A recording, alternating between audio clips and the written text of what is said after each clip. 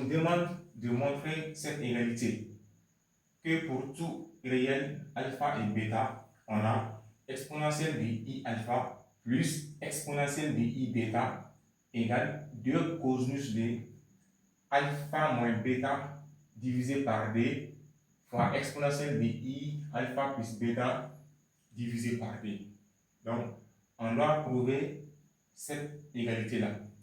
Donc, cela n'est pas un problème. OK? Donc, pour vérifier une égalité, on a le choix. On prend l'une des deux expressions. On prend l'une des deux expressions, on transforme pour avoir l'autre. OK? Par exemple, prenons celle-là. Exponentielle de I alpha plus exponentielle de I bêta. Donc, nous allons transformer celle-là pour obtenir, voilà, celle-là. OK? Donc, maintenant, d'après ce qu'on veut obtenir là, on a 2 au dénominateur des angles. Voilà, parce que là, l'angle s'appelle alpha moins bêta divisé par 2. Et ici, l'angle s'appelle alpha plus bêta divisé par 2. Or, dans cette expression-là, on ne voit pas 2 au dénominateur de 2 angles. Cela n'est pas un problème. On sait quoi?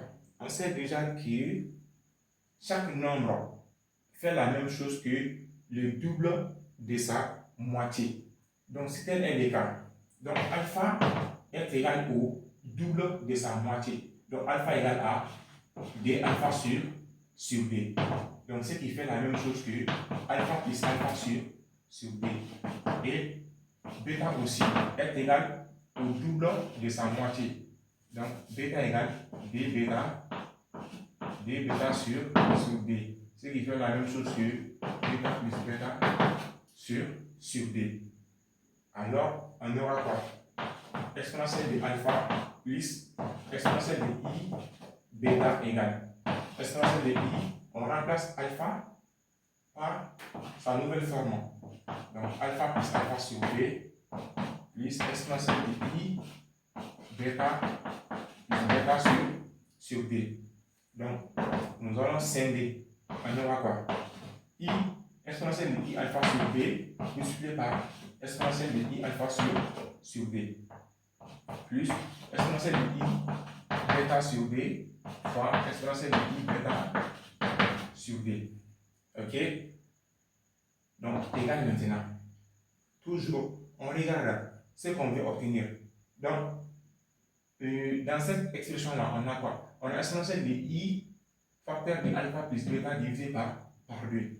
Donc, pour avoir la même chose ici, il suffit de mettre expo de I alpha sur d en facteur et expo de I bêta sur d en facteur. Donc, on aura expo de I alpha sur d multiplié par expo de I bêta sur d facteur d. Donc, on a mis expo de I alpha sur d en facteur ici. Donc, ça va rester expo de I alpha sur d. On a mis aussi expo de I bêta sur d. Or, expo de I bêta sur d n'est pas un facteur ici. Donc, si tel est le cas, on multiplie celle-là par l'inverse de expo de I bêta sur d, qui fait la même chose que expo de moins I bêta sur d.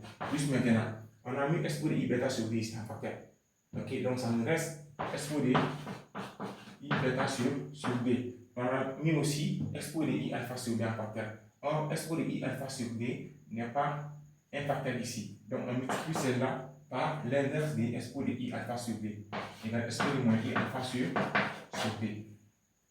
Donc, on aura quoi finalement? Expo de I, donc, on fait la somme des puissances. Donc, alpha sur d plus bêta sur d. OK? Facteur d. Donc là, la même chose. On aura expo de I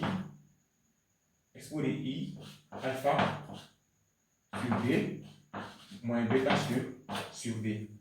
Plus ça, expo de I bêta sur d moins alpha sur d. Donc, ce qui fait la même chose que quoi? Expo de I, on fait la somme des numérateurs. Voilà, expo de I alpha plus bêta de tout sur d. Facteur d. Expo de I alpha sur d moins bêta sur d. Plus expo de Donc là, on met moins un facteur.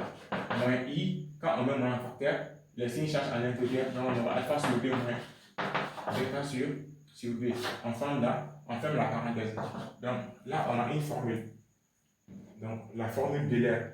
Ok, on a la formule exposé I x plus exposé moins I x. Ce qui fait la même chose que 2 cos de x. Ok, exposé I fois l'angle plus exposé moins I fois l'angle égale à 2 multiplié par cos de l'angle. Donc l'angle là, ça fait alpha demi moins bêta demi. Donc on aura 2 cos 2. Voilà. Donc cette expression là, ça fait la même chose que 2 fois cos 2 alpha demi moins bêta demi. Ok, maintenant exponentielle de I alpha plus bêta sur D. Donc finalement, exposé I alpha plus exposé I bêta égale à 2 cos 2. Donc on fait la somme des numérateurs.